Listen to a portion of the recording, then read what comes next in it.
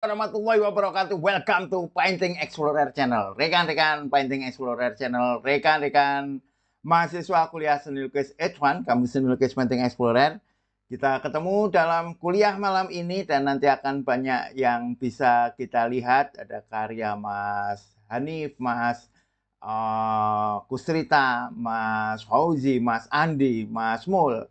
Dan kita akan membahas sesuatu yang menarik, yaitu tentang mencari tempat yang bisa menghargai lukisan, ya. Mencari tempat yang bisa menghargai lukisanku atau lukisan teman masing-masing. Baik, rekan-rekan, saya presensi dulu untuk mahasiswa Painting Explorer di kampus seni lukis Painting Explorer, khususnya kelas kuliah seni lukis H1. Ada Mas Hanfal atau Mas Hanif, ya, yang sekarang sedang mengupload karyanya. Juga ada Mas Badrul Zaman, kita tunggu. Alhamdulillah ini Mas Badrul Zaman sudah hadir di kelas. Teman-teman, sekali lagi ya, teman-teman silakan memberitahu sudah mengirim tugas keberapa. Yang ini ya, kenyataannya yang ada di notifikasi. Jadi notifikasinya itu hanya di ini ya, di handphone, bukan di komputer ya. Itu yang sudah masuk itu misalnya Mas Mul, Mas Gustrita, Mas Fauzi. Nah, Mas Andi itu tidak ada, jadi minta tolong ngabari ya. Tadi saya cek ada Mas Hanif sedang ini ya, sedang mengupload ya. Jadi teman-teman yang sudah mengirim tetapi belum saya diskusikan, belum saya sebut, silahkan menyampaikan ya di live chat atau di, kalau sedang live ya di live chat ya. Kalau sebelumnya ya bisa di grup WA kita. Juga ada Mas Mul, Mbak Ikhwana, ada Mas Yan Wibowo, ada Mas Ahmad Fauzi, ada Mas Andi Asrianto, Mbak Maria Noemi, Mas D. Kustrita, dan juga Mas Congput ya. Oke, sekarang kita lihat karya teman-teman. Nah, ini nanti kita lihat karya Mas Andi. Kalau bisa minta tolong ditambahkan keterangannya ya, deskripsinya, termasuk subject matter dan kontennya dan data karya. Kita juga melihat karya Mas Mul, Mas Mas Hilman, ya, Mas Fauzi, Ahmad Fauzi, ya. Luar biasa ini karyanya. Juga Mas Kustrita, setelah beberapa pekan yang tidak mengirim, kita akan melihatnya. Baik, teman-teman, sebelum kita membahas, nah, ini, lah ini apa ini? Kembali panas. Ini aneh ya tadi ya. Baik, Mas Fauzi, Mas Andi akan apa? Akan kita lihat juga. Namun begini teman-teman ya, sambil menunggu teman-teman yang belum masuk, kita juga akan membahas ini ya, hal yang penting yang ini juga sering diinginkan oleh pelukis ya. Meskipun tentu tidak otomatis semua pelukis berpikiran sama, tetapi kebanyakan pelukis itu mencoba mencari tempat untuk berpameran, mencari tempat untuk bekerja sama ya. Kalau kemarin kan kita membahas tentang galeri, mencari galeri sebagai kerjasama ini ya, kerjasama di dalam manajerial. Tidak sekedar kita pameran di galeri, tetapi mencari galeri sebagai tempat kita beraktivitas ya. Nah, hari ini adalah lebih spesifik lagi ya, yaitu karena begini ya teman-teman ya, kadang beberapa orang atau beberapa pelukis ya itu merasa kok karyaku tidak dihargai ya, tidak dihargai di sekitarku, tidak dihargai di galeri galeri-galeri kotaku atau galeri-galeri lokalku kan gitu. Sebelum ke sana saya akan menceritakan yang cerita ini tentu cerita yang sudah populer tapi tidak apa-apa ya. Saya ceritakan kembali ya, mungkin sebagai pengingat atau kalau teman-teman belum tahu ya biar tahu ya kalau ada yang belum tahu ya. Alhamdulillah nih Mas Kusrita sudah di kelas, Mas Andi juga sudah, okay? Mas Mul hadir. Selamat malam Pak Denny dan rekan-rekan. Mas Gus, wah banyak karya, banyak referensi nih. Jos, oke Mas Andi. Sudah saya tambahkan di kolom komentar Pak Denny. Oke, untuk keterangan karyanya. Baik, nanti kita lihat ya karyanya Mas Andi. Juga Mas Congput, selamat malam. Hadir Pak Denny, mohon maaf belum bisa kumpul karya. Oke, saya sudah kangen karyanya Mas Congput. Semoga pekan depan atau depannya lagi bisa ikut mengirimkan ya. Saya akan membahas tentang mencari tempat yang bisa menghargai karya. Jadi latar belakangnya gini ya, cerita motivasi lah, bukan cerita sesungguhnya. Jadi ada seseorang pemilik ikan arwana gitu ya, ikan arwana yang sangat bagus, sangat banyak gitu. Terus ada keponakannya datang, ya, keponakannya sedang belajar tentang bisnis, belajar tentang menata kehidupannya gitu. Terus si ponakannya ini diminta ya, karena dia ingin belajar sama pamannya yang punya banyak ikan arwana tadi. Pamannya bilang gini, oke nak, silahkan ini ada ikan arwana. Silahkan kamu tawarkan, silahkan kamu jual, kamu kan mau bisnis ya.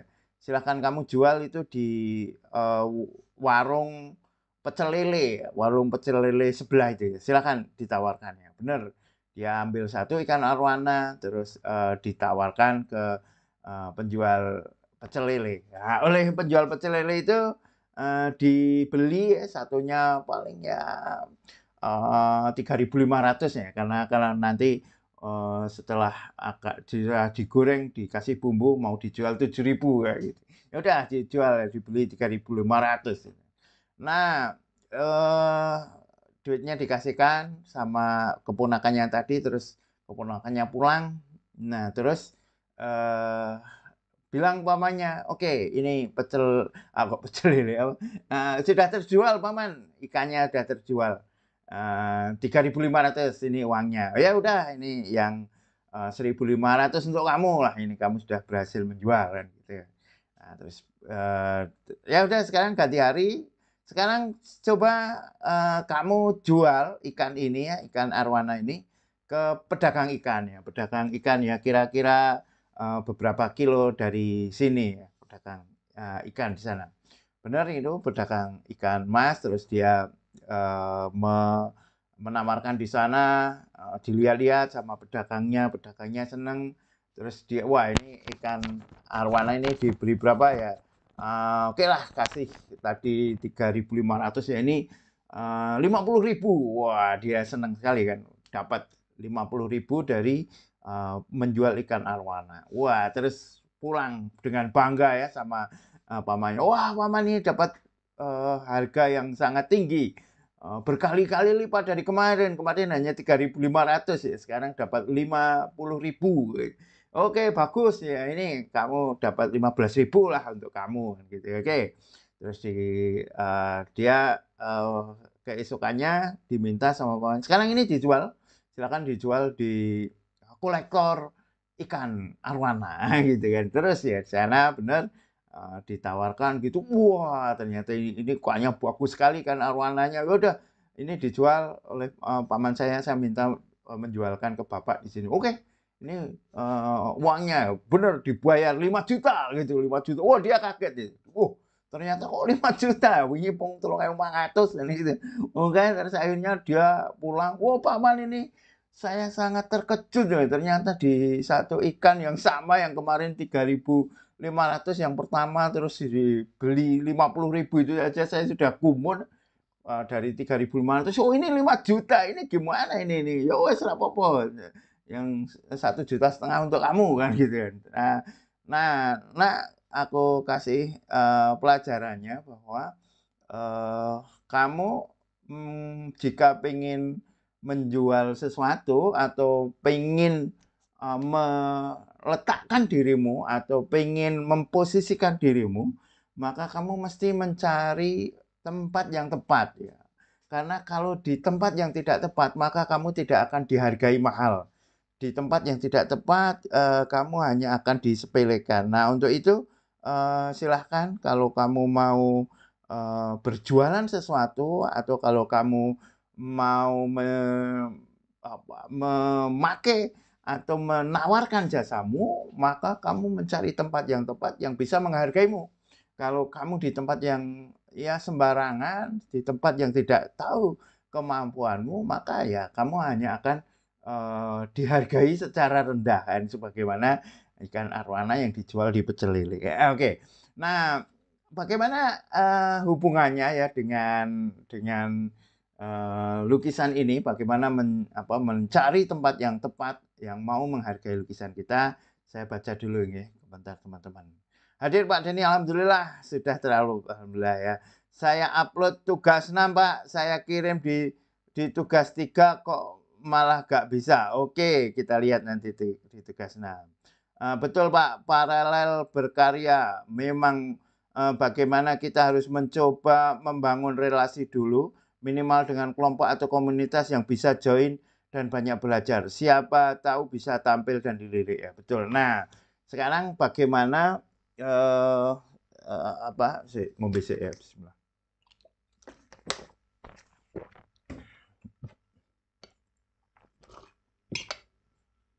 Sekarang bagaimana kita memahami ya kisah tadi dengan lukisan kita. Satu, kita harus tahu bahwa arwana itu memang mahal ya.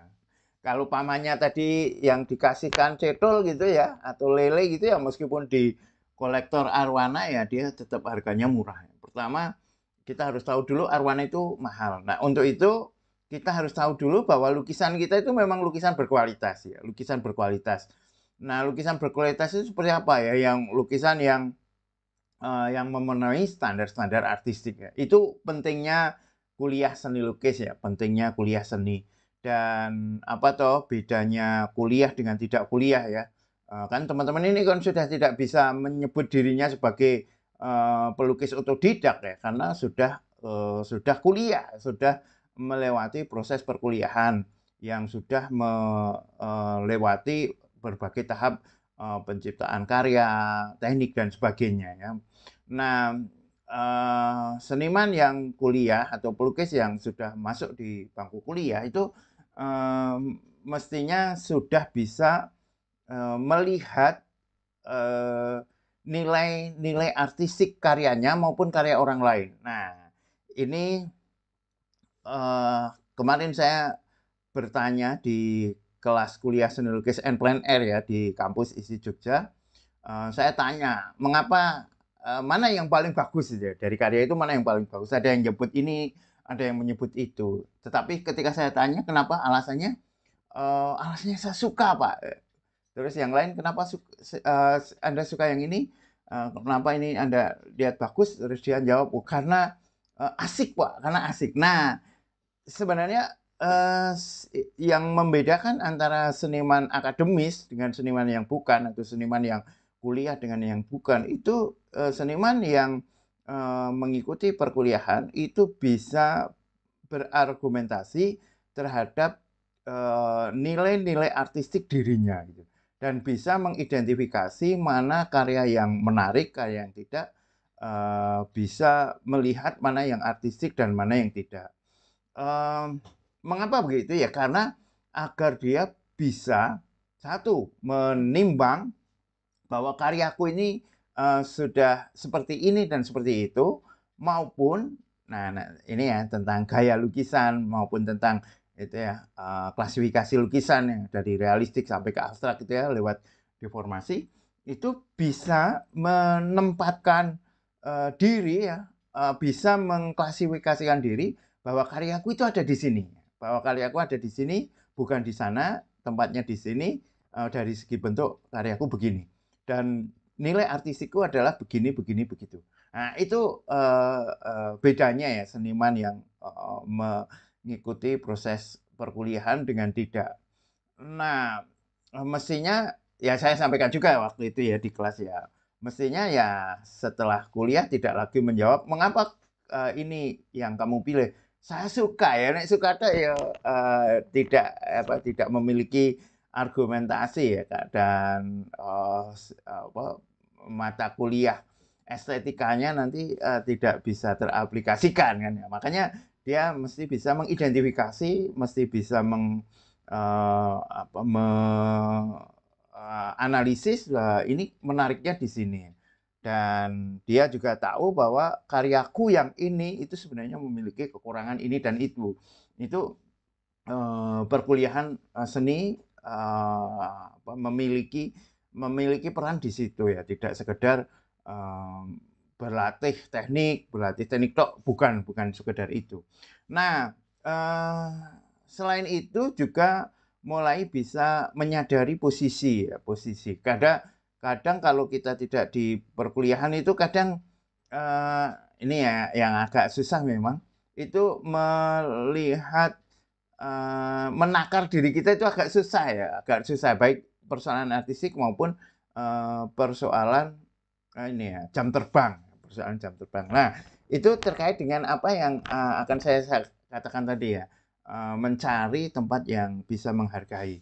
Maka, teman-teman, mesti terus mencari ya seperti anak tadi ya, ponakan tadi yang pertama menjual di pecel lele, kedua ke, pedagang ikan, terus yang ketiga ke kolektor ikan arwana. Nah, itu terus mencari mana yang tepat. Tetapi, eee, agar tidak, random ya, agar tidak terlalu random, agar tidak, terlalu mengawang-awang atau agar tidak terlalu, apa ya, seperti menutup mata, apa, matanya ditutup terus kita, jalan di tempat yang gelap, maka kita, bisa memakai, kajian-kajian ya, memakai dalam tanda petik penelitian-penelitian atau kita melihat apa, pantauan-pantauan agar kita bisa, melangkah lebih efektif ya, melangkah lebih efektif. Misalnya begini, mmm, antara karya abstrak misalnya, lukisannya Mas, Kusrita misalnya ya, dibandingkan dengan lukisan yang, figurnya tampak lebih jelas, misalnya karya Mas Andi misalnya, atau, dengan deformasi yang sangat kuat seperti Mas Fauzi ya, atau, bentuk-bentuk yang, strange, yang aneh untuk karya Mas Mul misalnya. Tentu, ada tempat-tempat yang tempat-tempat tersendiri ya, tempat-tempat tersendiri. Galeri yang memang, cenderung memamerkan karya abstrak, kalau ditembus dengan lukisan-lukisan yang realistik tentu tidak bisa. Demikian juga selanjutnya sebaliknya ya, misalnya galeri yang, cenderung memakai lukisan-lukisan lanskap dengan berbagai variasi, kok dimasuki, lukisan yang, abstrak misalnya, sebaliknya ya tentu tidak akan mudah atau bahkan sudah bisa dipastikan tidak akan diterima. Nah, maka, caranya bagaimana? Caranya ya kita menstudi galeri tersebut ya, menstudi galeri tersebut itu, posisinya bagaimana. Nah, teman-teman, dalam menstudi galeri itu sekarang sangat mudah ya, sekarang sangat mudah. Kalau dulu sangat susah, sekarang dengan adanya internet, wah sangat mudah ya. Yaitu dengan apa? Melihat misalnya ya, paling tepat itu melihat websitenya, melihat websitenya. Yang kedua, melihat Instagramnya, karya apa yang dipamerkan, bagaimana, memamerkannya dan sebagainya. Taste-nya kan nanti terasa ya, ini oh seni kontemporer lah dengan bentuk yang seperti ini. Dan kita karena pilihannya kan sekarang banyak sekali, nah itu kita lebih bisa,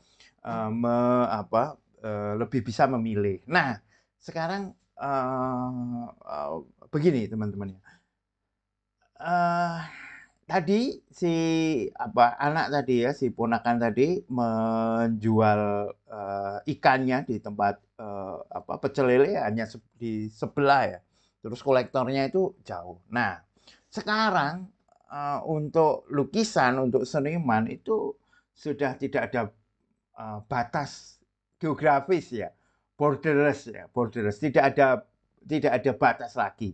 Jadi, jauh, lebih enak. Nah, ada strategi yang bagaimana menembus galeri ya, ini terus, sambungannya, seperti kemarin ya, selain tadi ya, selain melihat, gaya tadi, itu juga gini mempertimbangkan lokasi. Biasanya teman-teman, galeri-galeri lokal atau galeri-galeri yang satu negara atau masih berdekatan negara yang,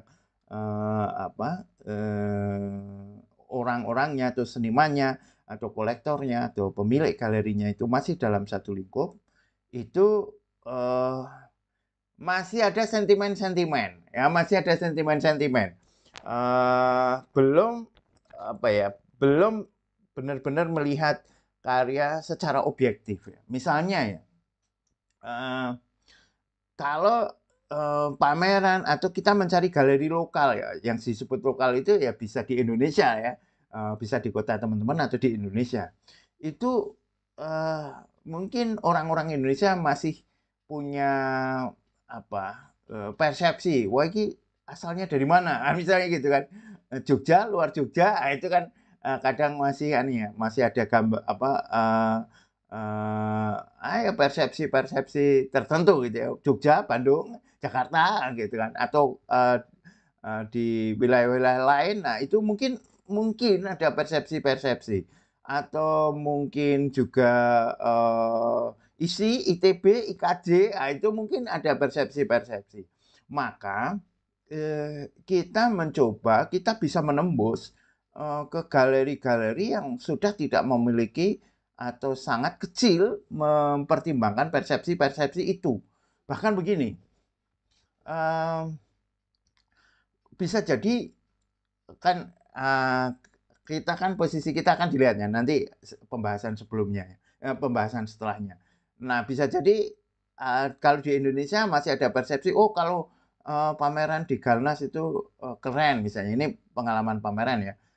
"Kalau pameran di sini begini, kalau pameran di sini begitu." Nah itu kalau kita mencari galeri yang benar-benar, terlepas dari persepsi-persepsi seperti itu, yang dengan demikian hanya mempertimbangkan karya dan profesionalitas seniman yang akan kita bahas setelah ini, maka kita bisa mencari di tempat-tempat yang sangat luas. Kita bisa mencari galeri-galeri di Eropa misalnya, mencari galeri-galeri di Rusia, mencari galeri di China, di Korea, di Jepang, di Afrika, di Timur Tengah, di Amerika Latin. Nah, itu sangat mungkin sekarang kan, kita bisa langsung, googling, kita bisa cari lokasinya dulu di Google Maps, kita bisa nyari-nyari di Instagram. Wah, itu sangat-sangat sangat sekarang sangat luas ya, kemungkinan itu, sangat banyak. Nah, sekarang galeri apa yang, akan kita, cari ya setelah tadi, kecocokan gaya kita, karya kita dengan galeri. Sekarang kita, bahas tentang, galeri itu seperti apa, level galeri. Karena galeri itu kan, memiliki berbagai level ya. Saya baca dulu ya komentar teman-teman. Eee, Mas Kus, betul Pak, oh sudah ya. Mas Ahmad, waalaikumsalam warahmatullahi wabarakatuh, Mas Ahmad. Oh iya, saya nyimak sambil kerja dulu Pak. Oke. Sekarang, galeri seperti apa yang akan kita cari ya, galeri seperti apa yang akan kita cari? Mmm Setiap galeri atau galeri-galeri itu memiliki level-levelnya. Ini memang untuk galeri seniman-seniman maestro misalnya, ini seniman-seniman muda, ini seniman-seniman muda yang, sedang, naik daun. Nah, misalnya itu perlu kita lihat ya, dengan cara apa ya, dengan paling bagus ya di websitenya, siapa yang dipamerkan. paling enak ya. Dia memamerkan karya-karya siapa, karya-karya seniman siapa. Apakah ini seniman-seniman yang sudah mapan, seniman-seniman yang masuk di dalam sejarah seni rupa. Nah, makanya ini kan perlu ya, makanya kita perlu mempelajari sejarah seni rupa di sini ya. Atau paling tidak ketika kita lihat namanya, kita cek ya, kita googling ini siapa atau seniman ini. Kalau memang itu seniman-seniman besar ya, seniman-seniman yang sudah established di dalam sejarah seni rupa, ya kita lihat dulu diri kita ya, apakah kira-kira kita bisa menakar ya. Posisi saya, apakah saya akan menempati galerinya para maestro gitu, atau galeri-galeri yang sedang memang mencari emerging artist ya, seniman yang sedang naik. Nah, itu kan ada galeri-galeri yang memang memamerkan karya-karya seniman yang sedang berkembang, emerging artist. Nah, kalau teman-teman memang bisa ya tadi ya perlunya kuliah itu termasuk untuk menakar diri kita. Ya, yang biasanya mereka juga akan googling kita juga kan, kita menggoogling, kita membrowsing galeri, galeri juga akan membrowsing kita. Kita akan dilihat siapa, terus pameran apa yang pernah diikuti, kompetisi apa yang pernah diikuti, itu perlu ya. Makanya betul itu kalau Mas kita memperbanyak aktivitas-aktivitas ya, yang nanti akan semakin lama semakin naik. Nah, contoh misalnya ya, kemarin saya ngobrol dengan temen ya, yang dia bisa menembus ke galeri London ya, di London galeri di London, ya, namanya bukan galeri London, galeri di London. Dia akhirnya diterima ya lewat Instagram, dia berkomunikasi, terus dia diterima bahkan bisa pameran di sana. Tetapi si galerinya juga membrowsing dia, terus dikatakan, oh kamu belum saya lihat ada di sini, belum saya lihat ada di situ, maka kamu karyanya saya hargai sekian, nah gitu ya. Itu nanti negosiasi ya teman-teman, boleh ya boleh tidak lah.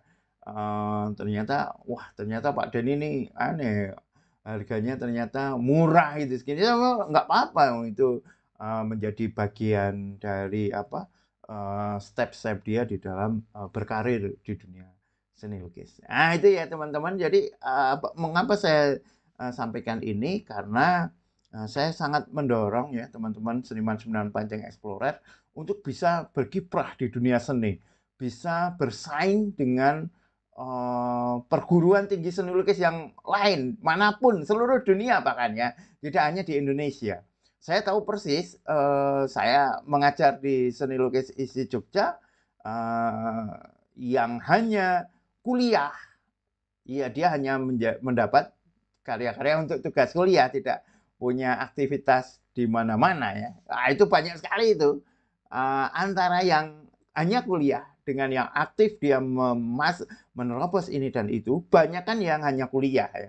Memang dia menyandang gelar sarjana seni, tetapi ya di dunia seniman ya dia tidak terdengar namanya kan, hanya karena ya tidak aktif ya.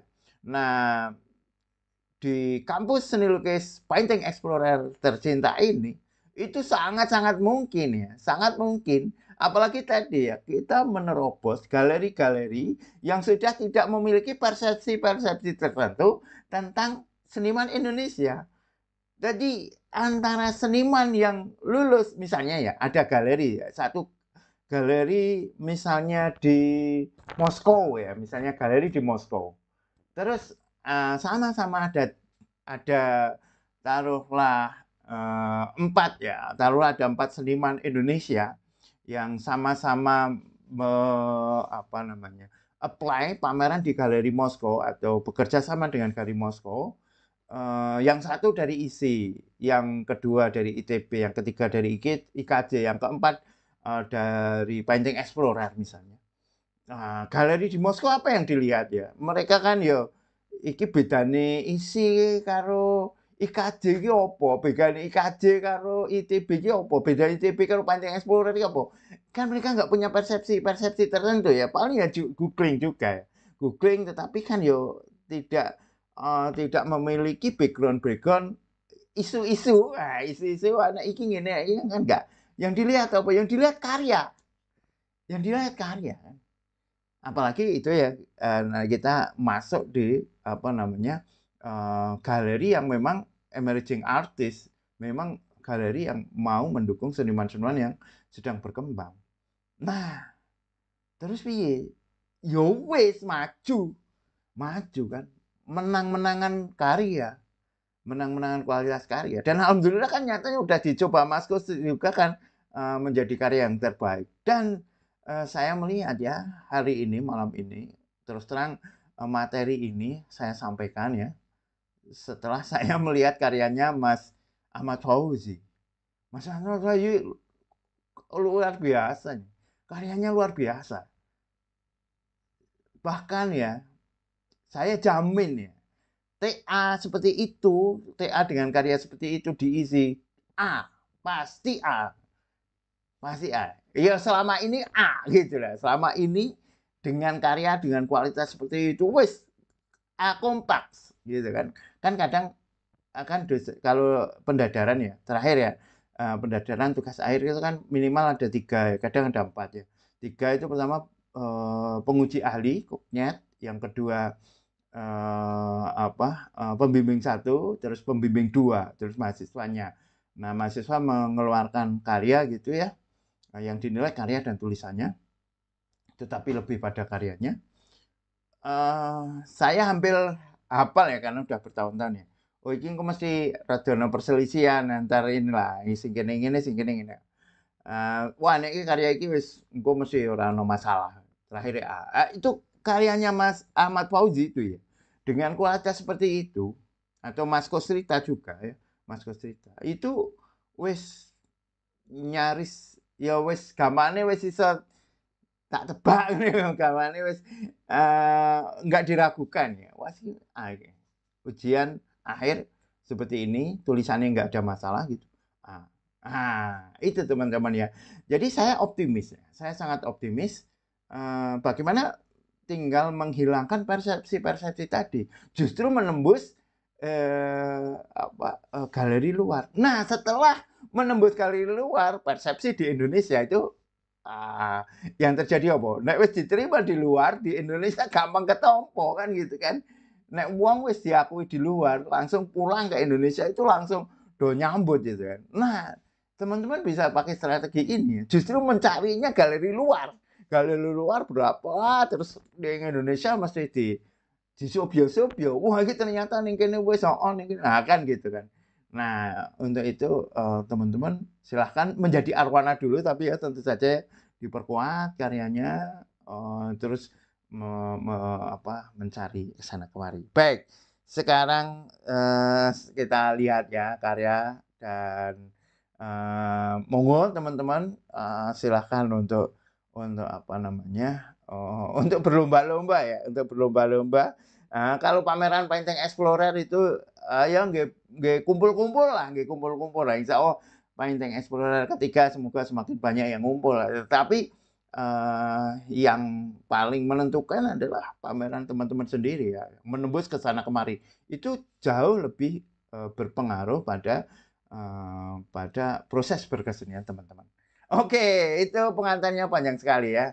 Oke, sekarang kita lihat karya satu persatu. Yang tadi Mas Hanif ya. Mas Hanif tugas berapa tadi? 6 ya, tugas 6 ya. Tugas 6. Oke. Oh, bareng Mas Mul berarti. Ini dia ya.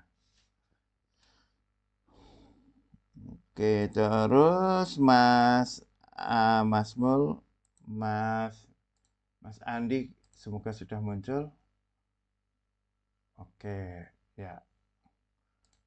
Baik, ini sudah lama nggak membaca Mas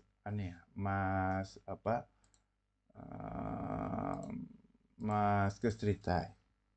Oke, baik. Kita dari sini ya, Mas Kustritai ya.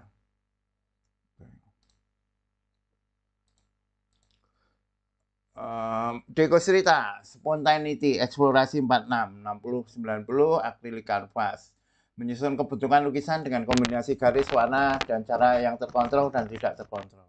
Menampilkan lukisan yang satu, menonjolkan hanya pada spontanitas cipratan bertumpuk dengan dua, background percampuran warna panas dan dingin, gradasi kasar, terkesan kotor, dan menyediakan sebagai ruang kosong untuk menumpang dinamika ruang yang dibuat. Saya ingin menuangkan ekspresi spontan secara lebih simpel, mungkin sederhana dan terlokalisir meskipun tidak semudah saat pengerjaannya. Nah, ini nanti saya mau membahas mas simpel ini. Menuangkan ekspresi spontan secara lebih simpel, ekspresi spontan secara lebih simpel mungkin sederhana. Saya coba nanti kembali ke sini ya. Dari titik ini ingin mengajak spektator untuk menikmati alur kebentukan, mungkin juga proses dan ekspresi yang kemudian ditangkap dengan interpretasi secara bebas. Oke, nanti saya membahas tentang simpelnya itu ya. Ini karyanya. Baik. Terus sekarang Mas Fauzi ya.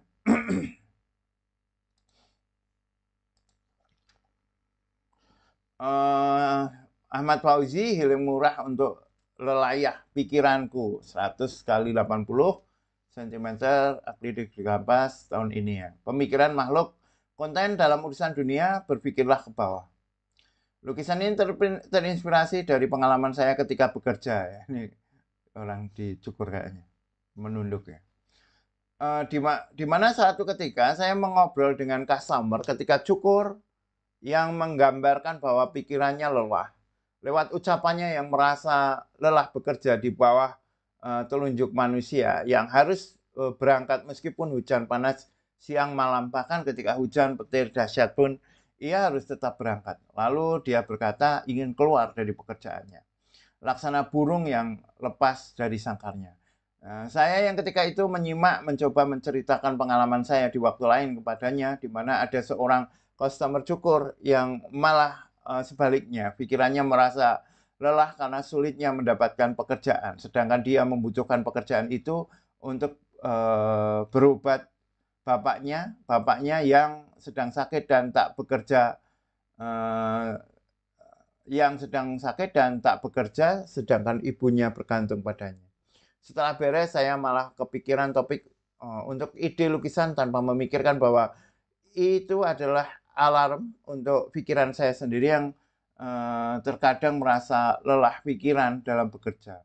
Lalu saya coba wujudkan ide tersebut yang semoga bisa menjadi healing murah untuk lelahnya pikiranku ketika bekerja, sekaligus pengingat ketika pikiranku lelah bekerja, berpikirlah ke bawah, masih banyak orang yang berpikir ingin bekerja seperti Anda. Pada lukisan kali ini saya mencoba memakai objek-objek transparan di bawah kepala seperti lampu 5 watt dan mohon arahannya. Demikian Pak, mohon maaf bila kepanjangan, kritik dan masukannya sangat bermanfaat untuk saya. Saya jadi ingat ini ada penulis yang menulis masa-masa Utsmaniyah. Dia itu mengambil sumber primernya itu tukang cukur. Jadi tukang cukur di Damaskus saat itu memiliki buku catatan. Ini menarik ini. Jadi ada tukang cukur memiliki buku catatan.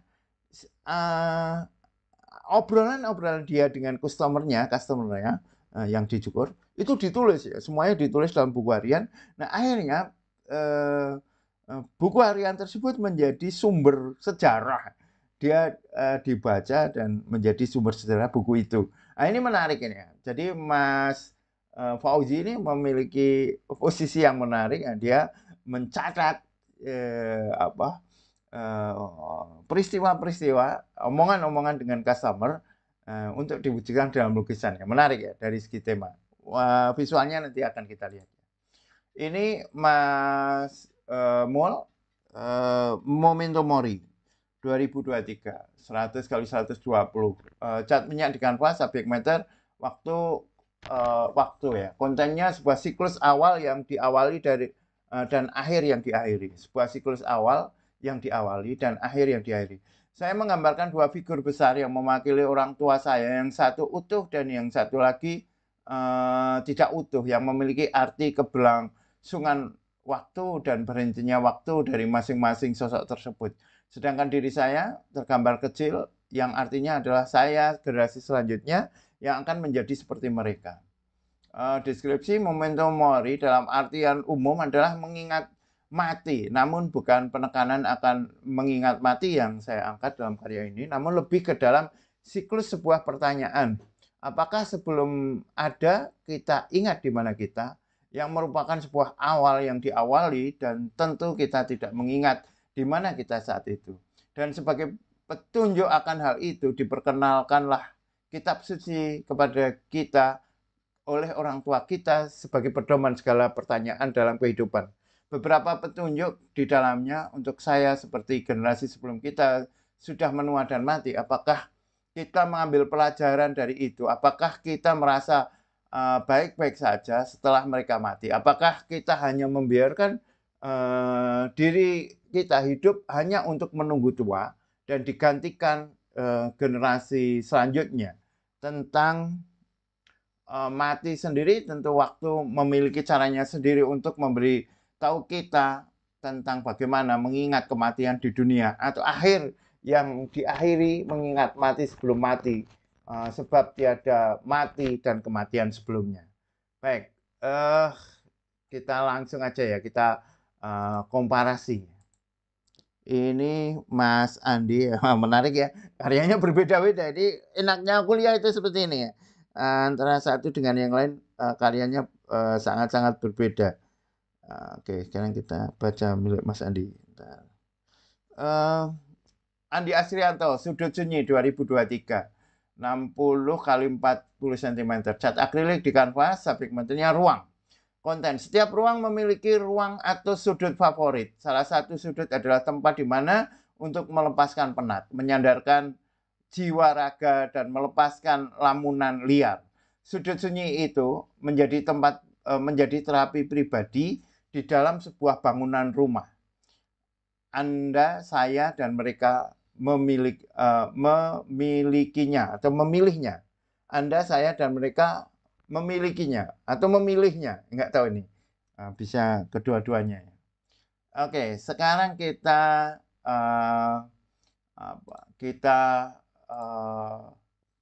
baca yang milik Mas Hanif ya. Hanif Alam, Hanif Alam Mahakim, Harapan dan Kecewa 2023, 4535, cat akrilik di kanvas. Kesadaran manusia. Konten, harapan sudah pasti. Ini ganti lagi ya Mas Hanif ya. Kemarin ya, tapi nggak apa-apa ya. Coba nanti setelah satu diperkuat ya. Harapan sudah pasti dimiliki oleh setiap manusia. Tanpa adanya harapan, manusia belum bisa dikatakan hidup seutuhnya. Harapanlah yang membuat manusia bergerak untuk maju. Harapan pula yang membuat manusia terus berusaha menjadi lebih baik lagi, dan dengan harapan juga segala energi negatif yang dapat hinggap di dalam diri manusia. Harapanlah yang membuat manusia bergerak untuk maju.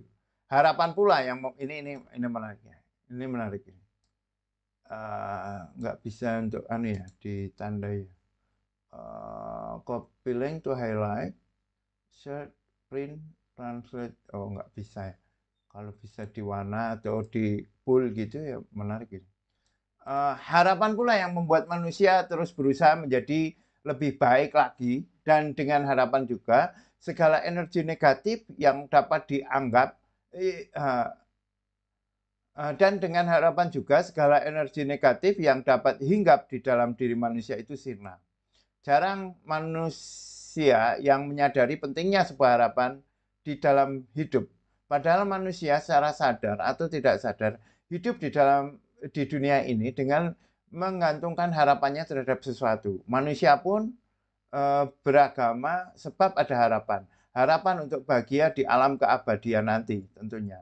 Tetapi terkadang dalam kenyataannya harapan itu justru menjadi tombak yang menusuk manusia manusia itu sendiri. Banyak orang yang mati jiwa ataupun raganya disebabkan oleh harapannya yang tidak tersampaikan. Banyak kita temukan orang-orang yang pada awalnya menjadi manusia ceria dengan sejuta harapan, berbalik menjadi manusia yang berputus asa, seraya terus murung dan bersedih hati. Semua terjadi sebab rasa kecewa terhadap harapannya yang tidak tercapai.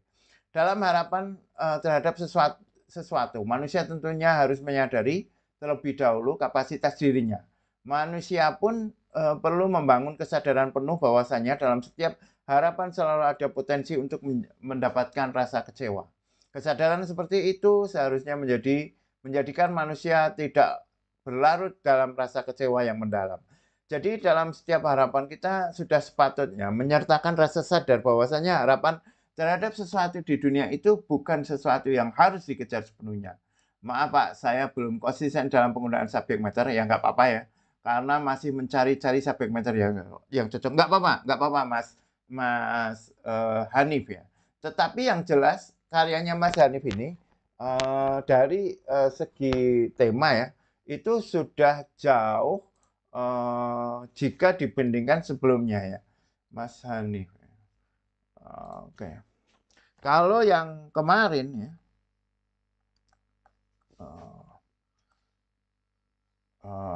kemarin kan itu ya, mana? Ini yang namanya. Nah ini ya, ini kan yang apa masalah itu ya, candi itu ya. Nah betul. Nah ini dari tema yang diangkat sudah jauh lebih ini ya, jauh lebih menarik ya tentang harapan. Nah sekarang kita bahas ya dari baik secara visual, secara teknis maupun dari bahasa ungkap dan yang lebih penting adalah cita rasa atau sense atau persepsi yang bisa dimunculkan dari karya itu ya. Memilikinya. Oke, memilikinya ya. Mas Andi tadi berarti Anda, saya, dan mereka memilikinya. Oke, sekarang gini.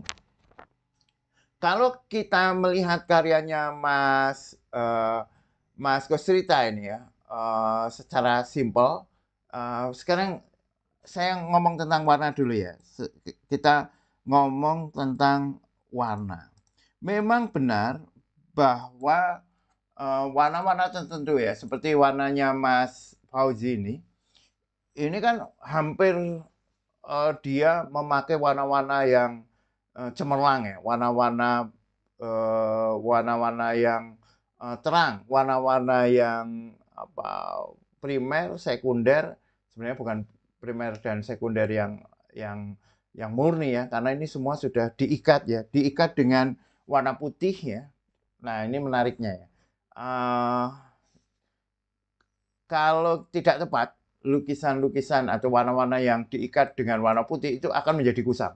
Tetapi kalau tepat dan tidak semuanya digunakan warna putih, dia akan menjadikan warna yang soft seperti warna pastel. Ini banyak yang ada unsur putihnya, tetapi karena ada beberapa warna bright ya, warna yang cemerlang, seperti kuning, merahnya ya, merah yang seperti ini kan nggak ada putihnya. Itu warna ini menjadi menarik ya. Warna ini apalagi dengan bentuk-bentuk yang cenderung pop seperti karyanya Mas Fauzi.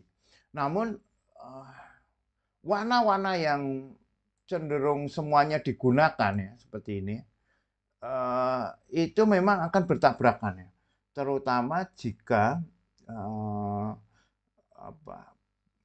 bentuknya memang ya tidak sebagaimana lukisan-lukisan pop art ya. Lukisan pop art itu umumnya dia cenderung flat, cenderung bentuk-bentuknya itu bentuk-bentuk populer, tema-temanya juga tema-tema populer. Kalau abstrak, terus hal-hal yang kontemplatif ya, seperti Mas Mul maupun Mas Hanif ini, itu warna-warna yang rame, warna-warna yang seluruhnya yang dimunculkan banyak sekali seperti ini tanpa tema ya gampangannya. Itu tema warna ya maksudnya, tanpa tema warna itu cenderung chaos memang, cenderung saling bersaing sehingga terasa antara satu warna dengan warna yang lain itu meminta perhatian yang sama. Nah, strategi yang lebih enak ya untuk karya-karya misalnya Mas Kostrita ini ya, itu memang dari awal dirancang warnanya ya. Dari awal dirancang warnanya, apalagi gini ya. Nah, ini pertimbangan ini ya. Yang tidak semua seniman mau sebenarnya, yaitu pertimbangan ya pembahasannya panjang sih sebenarnya. Beda lagi ya, bagaimana hubungan lukisan dengan interior, hubungan lukisan dengan interior. Kapan-kapan lah kalau kita bahas, sekarang terlalu lama. Bagaimana hubungan lukisan dengan interior. Tetapi untuk kali ini saya ingin memberikan ini aja, memberikan kemungkinan ya, terutama untuk lukisan-lukisan yang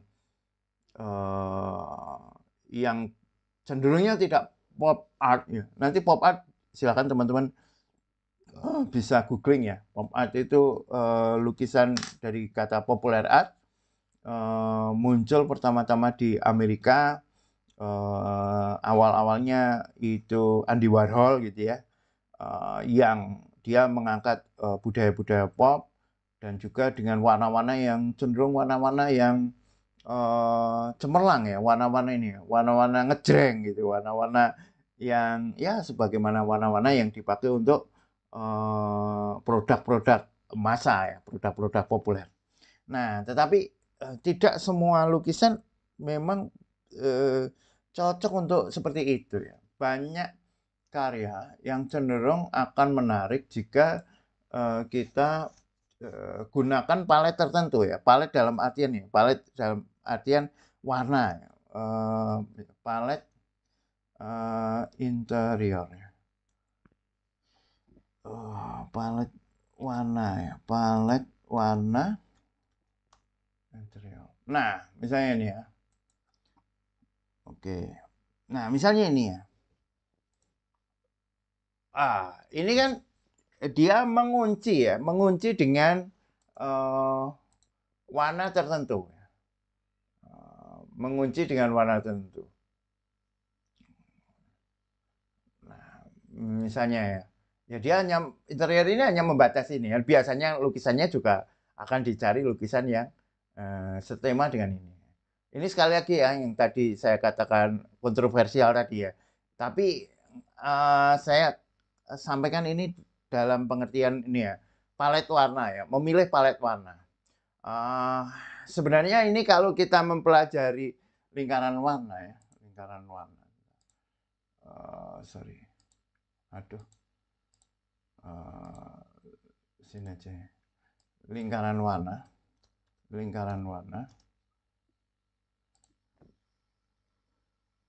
Nah, sebenarnya ya, taruhlah ini ya. Sebenarnya kan cari yang lebih sederhana, yang standar aja ya. Nah, mana? Nah, ini aja.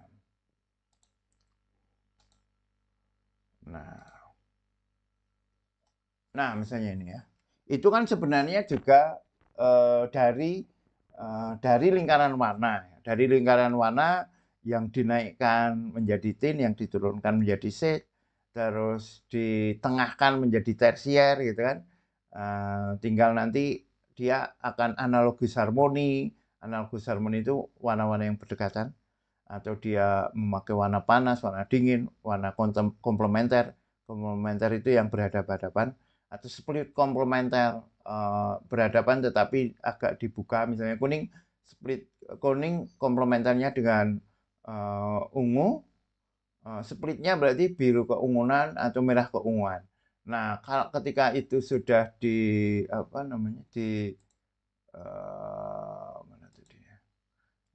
Terus itu sudah ditambahkan ke putih, ditambahkan ke tersier gitu kan akan menjadi warna-warna yang seperti ini ya. Dan kita bisa lebih enak temanya ya. Misalnya karyanya Mas Kus ini kan saling saling saling bersaing ya. Warnanya ini saling bersaing ya. Pengikatnya kurang ya. Jadi uh, terasa saling saling saling meminta perhatian. Uh, ini jadi sebenarnya secara simpelnya ini menjadi menjadi kurang ya simpelnya. Nah, sebaliknya dengan Mas Mas Mul, warna yang digunakan ini seperti warna-warna yang semua tercampur menjadi satu ya, yang nadanya sama. Ini tampak sekali lukisan yang belum selesai. Dari segi kebentukan lukisan ini terasa belum selesai. Karena apa ya? Karena warnanya ya, nyaris semua warna ini dioplos menjadi satu. Ini terus terang karya yang versi yang dari kemarin-kemarin ya paling gagal lah dari karyanya Mas Mul ya, paling tidak menarik ya, paling tidak menarik dari karyanya Mas Mul. Baik dari segi bentuknya, apalagi tadi kan pengennya ini orang tua yang menurunkan pada anak, terus ini menggambarkan sebagai waktu gitu. Ini dari segi komposisi ya, dari segi komposisi yang formal, ini ada bapak, ibu dengan besar sekian ditaruh di tengah dengan sininya wis mepet atas, di sininya mepet bawah, komposisinya simetri. Wah ini dari segi komposisi juga terasa nggak enak ya dibandingkan dengan kemarin ya, bandingkan dengan yang kemarin yang ada duduk di sini terus ada ruang kosong. Ini terasa komposisinya ya untuk menggambarkan waktu itu belum mengena ya. Apalagi ini ya figurnya ini konsepnya kan menarik kan. Ini ayah yang semakin lama semakin menghilang, tapi menghilangnya ini belum terasa. Nah, itu bisa memakai memakai deformasi transformasi. Bagaimana dia tiba-tiba hilang gitu. Ini Mas Mul bentuknya masih ada kecanggungan ya, canggung antara mau memakai bentuk-bentuk yang sepertinya mau ada realistiknya. Ini kan kita masih mengenal volume di sini ya, bentuknya ada lengkukannya, masih mengenal gelap terang ya kan. Ini ada gelap, ada terang. Bentuknya masih ya masih ini menunjukkan perempuan, ini laki-laki. Kalau kemarin kan deformasinya itu kan ini ya sembarangan gitu. Ini ketika Mas Mul berusaha benar-benar mengontrol bentuknya seakan-akan dalam tanda petik ya keliaran bentuknya itu mau dihiasi dengan bentuk-bentuk realistik. Di sini masih ada keinginan untuk membuat volume kan, ini masih ada cahaya gelap terang. Wah, ini malah jadi karya yang tidak selesai ya, terasa tidak selesai. Terus teknisnya juga kan, teknisnya kan sama kan, ini kan seperti teknis-teknis memakai bentuk-bentuk realistik gradasi yang pengennya ada volume gitu, tapi dieksekusi dengan apa ya, dengan tidak ada keunikan. Kalau kemarin-kemarin kan ada garisan, ada goresan-goresan yang ngawur gitu ya. Justru Mas Mul kan ngawurnya itu kan artistik ya. Oh, waton ono sing digores, ono sing dicakar, ono sing ora rampung, ono sing transparan. Ya kan bentuk-bentuknya kan kemarin gitu kan. Ini kan roto kan. Background-nya ini perhatikan ya. Background-nya ini rata. Warnanya nyari sama, ketebalannya sama gitu kan. Kalau kemarin kan ketoknya ono sing ngawur iki lho. Ngawure Mas Mul itu yang tidak apa, tidak mudah untuk digapai untuk oleh yang lain gitu kan. Waton, waton nih, wak wak wak wak wak iki ketok iki pengen ini ya, kemayu gitu kan. Pengen apa? Pengen dadi apik gitu ya. Pengen dadi apik. Mas Mul kuwi kalau saya lihat ya, itu ngawure gitu, buat cecok ceprot wis aku ora mikir gini, ngono ki lho. Iki malah apa ya, potensi-potensi itu malah hilang ya. Padahal secara tema menarik ya, secara tema menarik ya. Bagaimana nih generasi ke generasi yang menyampaikan waktu ya. Nah, kalau mau pendekatannya seperti ini, yo serius sisan, pakai bentuk-bentuk seperti lukisan-lukisan surrealistik ya. Nah, saya menyarankan Mas Mul untuk mempelajari ya bentuk-bentuk surrealistik.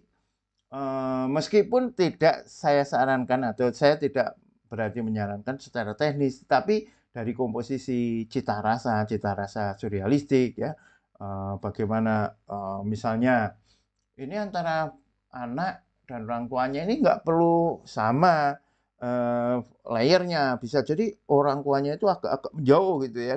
Terus yang si anak ini mendekat, jelas ya itu kan akan lebih menarik ya, gitu nggih, Mas Mul. Terus untuk Mas Andi ya, eh, kalau saya lihat sih, Mas Andi, di sini sebenarnya ada kata kunci yang menarik ya. Salah satu sudut, ini ya. Salah satu sudutnya adalah tempat di mana untuk melepaskan penat. Ini kan sudut yang untuk melepaskan penat, menyandarkan jiwa raga, dan melepaskan lamunan liar. Ini sebenarnya kunci ya. Sudut sunyi ini menjadi terapi pribadi. Saya melihat karya Mas Andi Astrianto ini masih sebatas lukisan apa ya, lukisan interior gitu ya, lukisan interior yang dibuat dengan garis-garis spontan ala seni lukis itu. Jadi dari garisnya ya, dari goresannya ya, spontanitas goresannya tidak dilakukan ya. Mas Andi spontanitas goresannya tidak dilakukan, meskipun masih ada beberapa bentuk-bentuk yang ya cenderung hafalan ya, ini itu kan belum coba di studi kira-kira apa bedane ini ya, zigzag yang ada di atas kursi dengan di kaca. Itu mungkin perlu distudi ya. Tetapi kan untuk seni lukis advance kan pembahasannya tidak sekedar itu kan. Kalau ini pembahasan di seni lukis elementer. Nah, ini masih seperti tugas di seni lukis elementer. Tugas 1 ya, tugas 1. Wah, oke, alas kok ini ekspresi ini kok ini garisnya spontanitas kok ini. Ekspresi apa seni lukis elementer tugas 1 kan sudut rumah ya. Ini warnanya dan sebagainya. Tapi untuk advance masih perlu kita diskusikan lebih lanjut ya. Apalagi salah satu sudut adalah tempat di mana untuk melepaskan penat ini bagaimana agar ada nuansa itu di sini atau ada cita rasa itu di sini ya. Misalnya kita mesti memberikan suatu godaan-godaan atau memberikan suatu apa ya, gelitik ya, suatu gelitik itik-itik ya, gelitik yang bisa mengarahkan apa namanya, mengarahkan persepsi orang menuju ke sana. Misalnya ya, kalau ini mau dipakai untuk mencitrakan ini sesuatu yang menghilangkan penat misalnya, mungkin ada unsur-unsur yang apa ya, yang eh, dari suatu kondisi yang formal gitu ya, misalnya ya gambaran ini pejabat misalnya, rumah pejabat yang memang untuk bersantai. Wah, kan yang ini ngelewer apa misalnya ya? Dasi. Ya, dasi ini dikelewerke ya, misalnya kan gitu kan. Atau apa ya yang bisa menggelitik apa objeknya sehingga terasa ada sesuatu yang berbeda, sesuatu cerita yang berbeda gitu. Misalnya eh, ini kursinya kursi yang santai misalnya ya. Wah ini ada karya seni seperti ini ya. Ada karya seni seperti ini tetapi misalnya ya untuk menggelitik di sini. Yang di sini adalah kursi goyang gitu ya. Kursi goyang. Tapi goyangnya tidak ke depan dan ke belakang, ke samping kanan dan ke samping kiri. Wah, itu kan pasti akan orang bertanya-tanya kan. Oh, apa ya maksudnya ya? Kok ada ruangan kursi goyang tapi goyangnya ke kanan dan ke kiri, orang ke belakang kan gitu kan. Ya itu Mas Andi mungkin perlu perlu apa mencari-cari ya, mencari-cari kedalaman karya ya. Kalau hadirnya seperti ini ya baru sebatas ini aja ya, sebatas wah ini karyanya menarik gitu aja sih. Karyanya menarik, goresannya, bentuknya. Eh Iya, kecuali memang Mas Andi memang menghendaki ke sana ya. Saya tidak akan misalnya dalam dalam Mas Andi ya, saya memang tidak akan memunculkan pemikiran-pemikiran sebagaimana karyanya Mas Fauzi, sebagaimana karyanya Mas Mul. Itu bisa aja, bisa aja. Jadi eh, itu benar-benar wilayah otoritasnya seniman ya. Bahwa saya Mas Andi maksudnya ya saya itu memang tidak mau apa namanya mengisi karyaku ya. Aku memang tidak mau mengisi karyaku dengan konsep yang muluk-muluk ya. Aku hanya pengen menangkap apa adanya. Nah, sekarang berarti bisa begini ya. Untuk Mas Andi ya.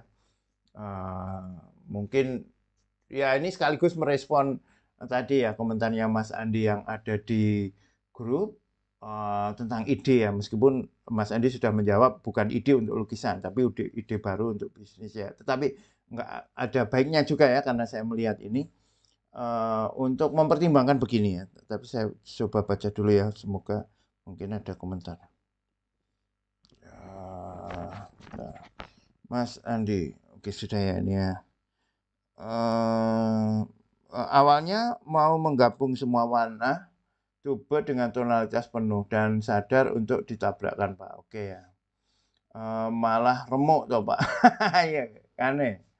Apa iya, karyanya Mas malah kesannya malah eh apa ya? Dari bentuk yo kurang, warnanya yo kurang kan gitu kan. Komposisinya apalagi ya. Juga mencoba menunjukkan ekspresif atau liar, tapi mungkin kebablasan, kesenangan ya. Nek Mas Kostrita itu ini ya, untuk karya ini memang ya menjadi biasa ya. Maksudnya unsur istimewanya Mas Kostrita memang tidak muncul. Nah, memang begini ya. Kadang kita ada godaan-godaan ya untuk berkarya. Wah, ngerti koncone ini cepet gitu. Padahal Mas Kostrita itu kekuatannya misalnya ya di air brushnya, terus garisnya dan sebagainya. Wah, kena dilangi, yo yo nyoba-nyoba nggak apa-apa sih, nyoba-nyoba nggak apa-apa, itu bagus-bagus saja ya. Kan seniman juga butuh eksplorasi ya. Tetapi, nah ini perlunya kelas juga ya. Eksplorasi itu kadang yo bisa berhasil, kadang tidak. kadang juga ya ini mungkin jalan juga ya, jalan menuju ke tempat yang lain juga bisa ya. Namun pada karya ini ya jalan yang dilalui ini memang eh, ini menjadi kalau dibandingkan yang kemarin ya menjadi jauh ya. Dan memang saya gini Mas, saya cenderung melihat karya Mas Kusrita itu warna-warnanya banyak yang terulang ya, terutama kuningnya ini apa biru merah kuningnya itu karena cenderung dipakai terus-menerus bersama-sama ya. Yang di sini ada, yang di situ ada gitu. Sehingga untuk Mas Kusrita mungkin ada baiknya juga memakai tema tadi ya. Saya misalnya gini, aku itu maksudnya Mas Kus ya. Aku kali ini mau dengan tema warna ini. Aku mau dengan warna ini untuk menghasilkan yang efek seperti ini. Aku pengen efeknya kalem misalnya. Aku pengen efeknya tenang. Aku yang pengen efeknya semangat. Nah itu mungkin bisa ya dieksplorasi dengan komposisi warna tertentu ya. Kita kembali ke Mas Andi. Sesekali Pak biar rame. Oke Mas Mul ya sip. Mas Yan hadir Pak nyimak karya menarik. Alhamdulillah. Terima kasih Mas Yan Wibowo. Saya tunggu juga loh karyanya Mas Yan ya. Oke, nah gini Mas Andi ya. Kecuali sekali lagi ya, kecuali memang Mas Andi menghendaki ya wis aku cuma mau menghadirkan karya ya tidak dimuati apa-apa. Tetapi mungkin hal ini bisa dipakai ya, termasuk menggali ide. Besok suatu saat saya pengen ngomong tentang brainstorming, tetapi saya pengen ngomong kali ini tentang 3 cara fun manusia di dalam melihat suatu objeknya. Nah, ini sebenarnya tiga cara fun di dalam di dalam berpikir ya. Sekarang saya sebut saja 3 tahap manusia di dalam melihat objek. Tahap pertama itu yang disebut tahap tahap pertama ya, kadang disebut sebagai tahap dangkal atau berpikir secara dangkal. Maksudnya berpikir secara permukaan lebih tepatnya ya. Berpikir secara permukaan gitu ya. Itu yang ditangkap adalah apa yang tampak, apa yang di permukaan, apa yang tampak. Kalau kita melihat kursi ya udah kursi bentuknya seperti itu, warnanya seperti itu, udah kita tangkap ya. Ya nanti bentuknya jadinya lukisan realistik misalnya gitu. Yang kedua kalau tadi permukaan, sekarang tahap berpikir secara mendalam. Tahap berpikir secara mendalam. Nah, kalau contohnya begini. Kalau yang tadi ya permukaan atau kalau di bukunya asli, bukunya Taqiyuddin An-Nabhani ya, dia memakai 3 tahap, 3 jenis berpikir ya, 3 jenis berpikir. Pemikiran pertama yang disebut sebagai pemikiran dangkal atau pemikiran permukaan. Itu kalau melihat air gitu ya, air di dalam gelas, ya udah dia air aja, air misalnya air mineral ya, air mineral di dalam botol, melihat air ya udah air itu aja untuk menghilangkan haus gitu aja. Itu berpikir secara permukaan. Yang kedua berpikir secara mendalam. Nah dia seperti ilmuwan, dia dikaji. Air itu apa tuh? Air itu H2O. Air itu terdiri dari H-nya 1, hidrogennya 1, O-nya 2. Ah gitu. Terus dilihat, oh ini plastiknya terdiri dari ini dan itu. Jadi dia mencoba melihat tidak lagi ke permukaan, tetapi apa yang ada di dalam air itu. Nah yang ketiga, berpikir secara cemerlang. Berpikir secara cemerlang itu dia mengkaitkan objek dengan hal-hal lain di luar objek itu. Misalnya melihat air mineral ya di dalam botol itu dia bisa kaitkan secara politik misalnya, secara kebudayaan, secara bahasa dan yang lain, secara politik atau secara ekonomi, politik ekonomi kapitalisme misalnya. Wah ini kapitalisasi air yang ada di suatu tempat wilayah gitu ya, yang di situ ada sumber air bersihnya, yang awalnya itu dipakai untuk warga ternyata dimonopoli oleh para pejabat, para konglomerat. Nah, misalnya gitu. Jadi dari melihat air mineral itu bisa menghasilkan berbagai ide-ide.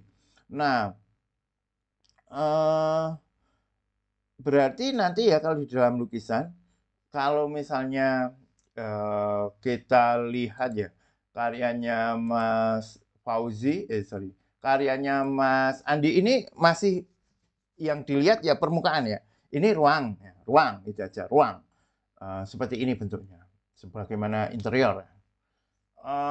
Kalau Mas Fauzi ini udah mulai ning jerone wong ki ono apa to? Sudah mulai berpikir secara mendalam kan. Di dalam diri tubuh manusia, pikiran manusia itu ada apa kan gitu. Nah, kalau Mas Mul ini sudah mulai berpikir cemerlang ya, bagaimana orang tua itu tidak sekedar orang tua ya, bukan sedang ini tidak sedang menggambar orang tua, tidak sedang menggambar Mas Mul, tetapi sedang menggambar waktu kan gitu kan. Jadi dikaitkan dengan waktu. Demikian juga karyanya Mas Hanif ya. Ini tidak sekedar sedang menggambar bunga, tidak sedang sekedar menggambar wajah wanita, tetapi sedang menggambar harapan.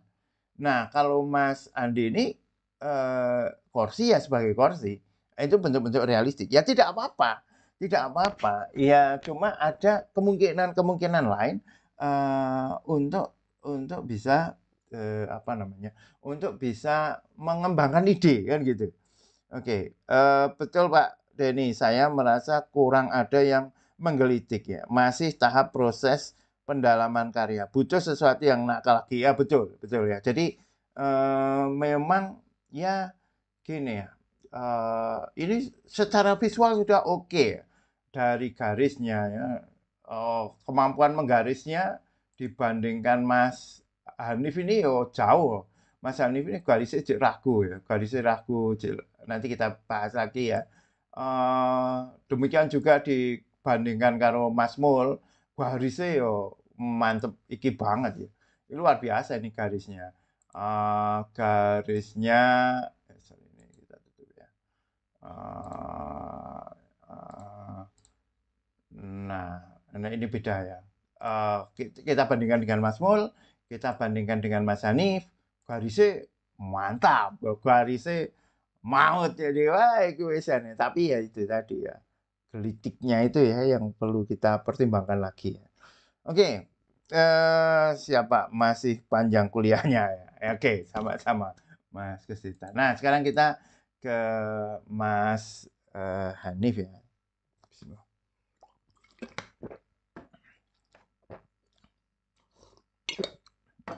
Nah, dari Mas Hanif ini yang perlu kita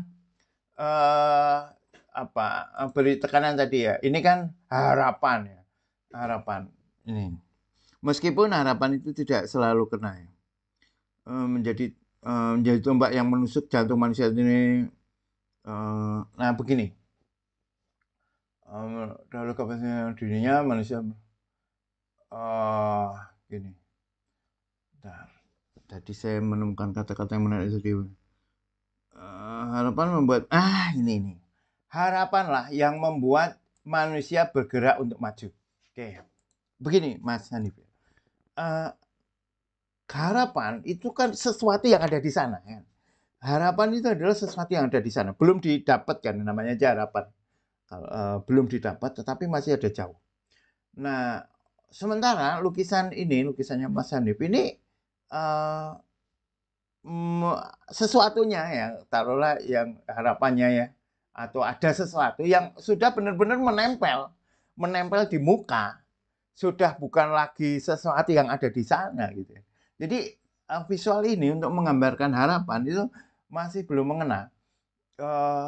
Kalau kita menggambarkan harapan bahwa itu ada di sana, itu kan akan lebih menarik kalau kita menggambar misalnya kalau ini figur wajah manusia gitu, tidak sebesar ini ya, tidak sebesar ini secara komposisi, figurnya kecil gitu. tetapi dia menghadapi, orangnya tidak menghadap ke sini, tapi menghadap ke sana. Dia sedang menghadapi suatu ruang yang luas gitu ya. Orangnya di sini menghadapi suatu yang luas, misalnya figurnya di sini luas, ada ke sana. Menghadapi sesuatu yang luas dan dia seakan-akan pengen ke sana. Nah, gitu. Itu adalah harapan. Kalau tadi harapan menusuk dan sebagainya itu bisa dimainkan lah ya. Misalnya ternyata yang ada di sana itu ternyata juga bisa mencelakakan dia. Nah, kalau ini sebagai harapan, menggambarkan harapan kalau belum nggak kena, ini lebih cenderung sesuatu yang sudah ada di dalam dirinya, menutup dirinya bahkan. Dan dari segi goresan masih tampakannya, masih tampak perlu banyak belajar lagi menggaris dan ini ya,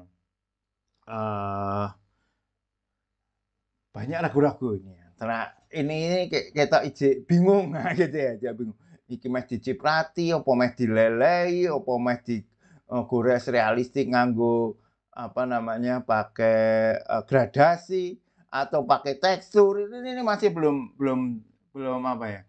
Belum muncul sebagai suatu hal yang apa ya?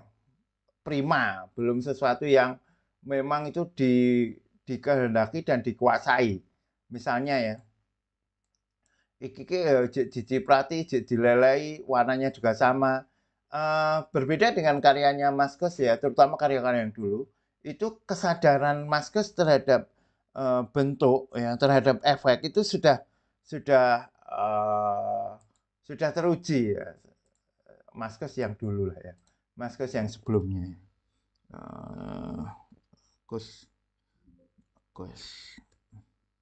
Nah,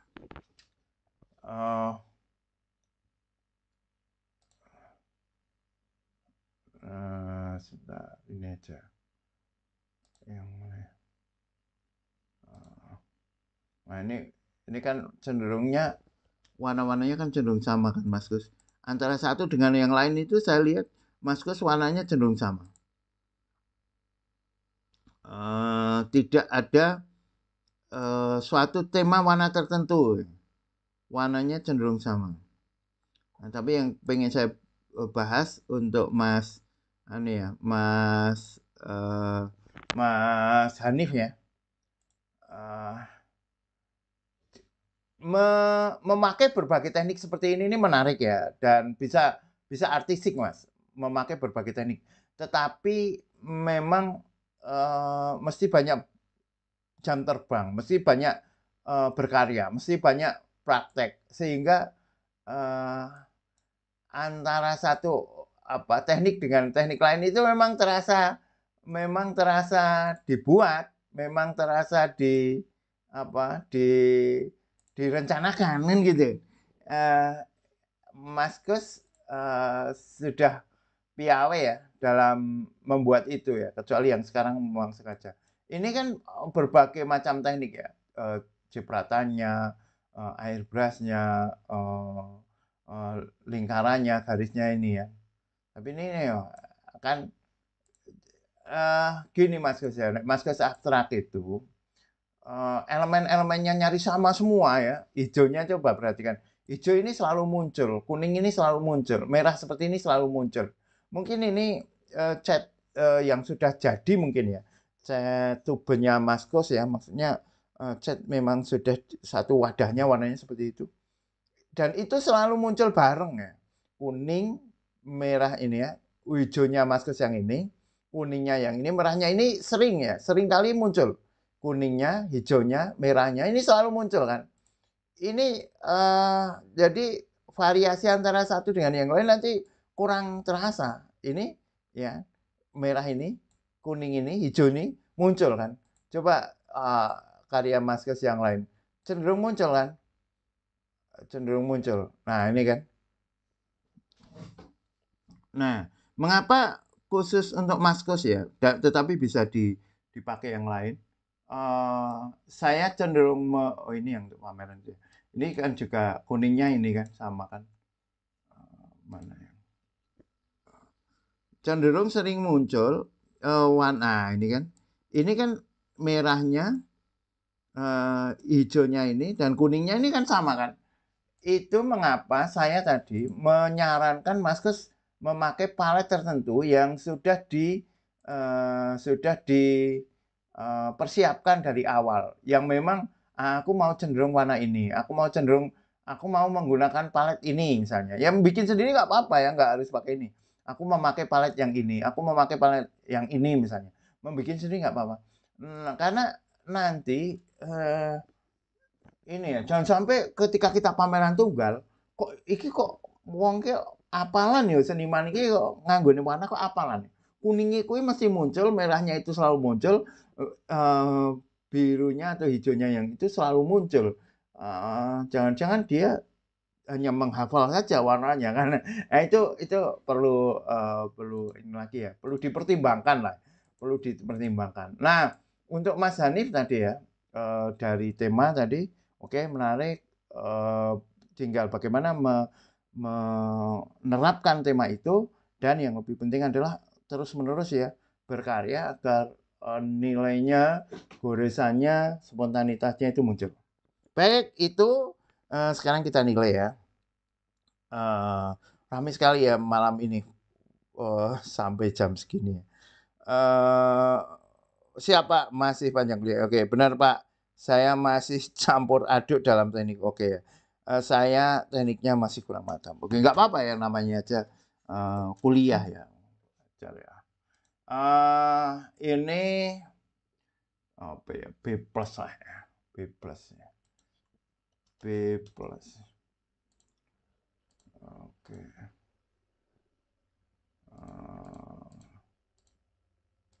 B plus.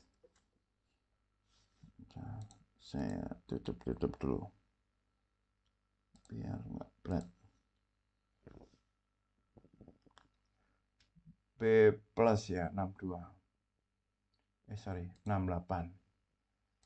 B plus 68 ya. 68.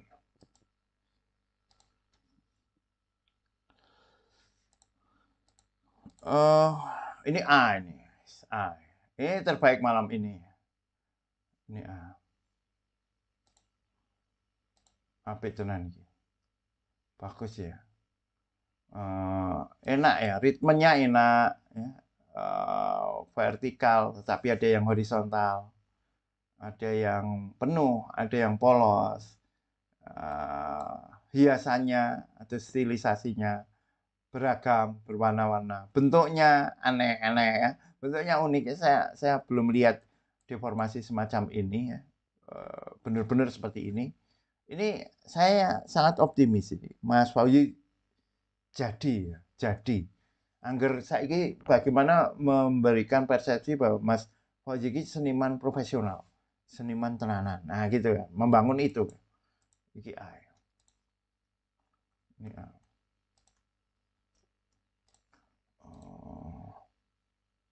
95.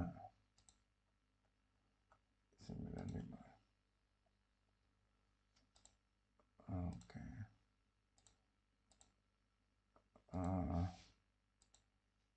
Ini Mas Mul apa ya? C lah. C 35. Apa ya Mas Mul ya? C 35.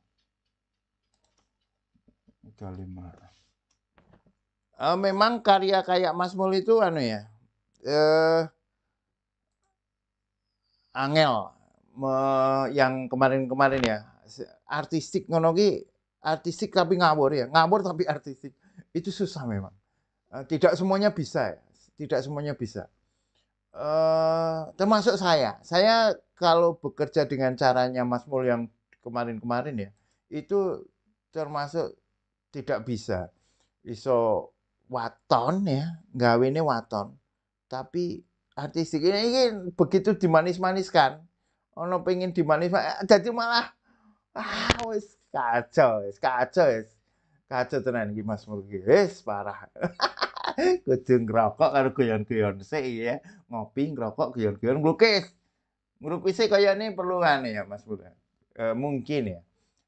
Ini kalau kalau teman saya ada yang cenderung seperti itu, yang Duraccio itu sering saya sampaikan juga. Dia cenderung melukisnya itu mencari waktu yang terdesak, ya, terdesak. Kalau dia tugas misalnya dikumpulkan Kemis pagi, dia nggak ini mambunya atau mau mau berangkat ke kampus baru ngelukis itu muncul itu wes mabur ibu jadi ini artistik.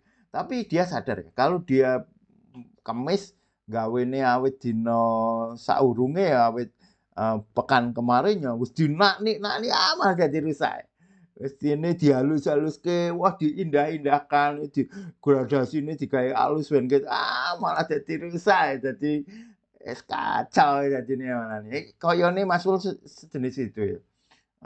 Gawene iki kayane perlu ngene, perlu dihimpit ya, perlu ditekan, perlu nek perlu wah entuk apa, entuk, kerjaan kurang pirang menit gawe iki mungkin ora dadi ya. Tapi nek dinakni-nakni malah dadine wagu. Ini wagu terus terang Mas, ya. Ora apa yo tak onoke apanane.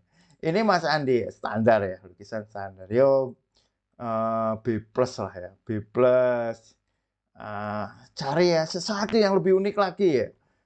Oke lah untuk kualitas seni elementer, kuliah seni lukis elementer A. Tapi ki seni lukis advance ya. Jadi yo B plus ya, B plus ya. B plus ya. B plus. B plus. 68 ya. 68. Oke. Terus Mas Hanif ya B min min lah ya. B min min. B min min. B min min. B min min 57. B min min.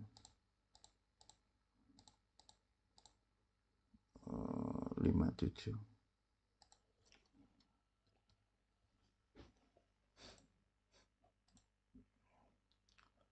Oke, ini sudah 1,5 jam lebih ya. Baik, rekan-rekan Painting Explorer, adakah mahasiswa lain yang belum saya nilai? Semoga sudah sebenarnya. Saya tekniknya masih kurang mantap. Oke ya, nggak apa-apa Mas, di anu aja ya, di terus ya, ditekuni jam terbang ya. Nek Mas Hanif ya, jam terbang silahkan ditekuni ya, diperbanyak berkarya ya.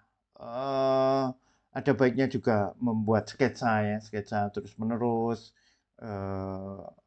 di teknik ya, teknik diperluas ya, makanya itu di seni lukis elementer kan memberikan kemungkinan berbagi teknik ya, material teknik ya. Di sketsa ya memberikan kebiasaan membuat garis-garis yang spontan kan gitu kan. Kalau bentuk ya di seni lukis di ini ya still life ya. Baik rekan-rekan Painting Explorer, terima kasih sudah mengikuti kuliah malam ini. Terima kasih, thank you very much. Assalamualaikum warahmatullahi wabarakatuh.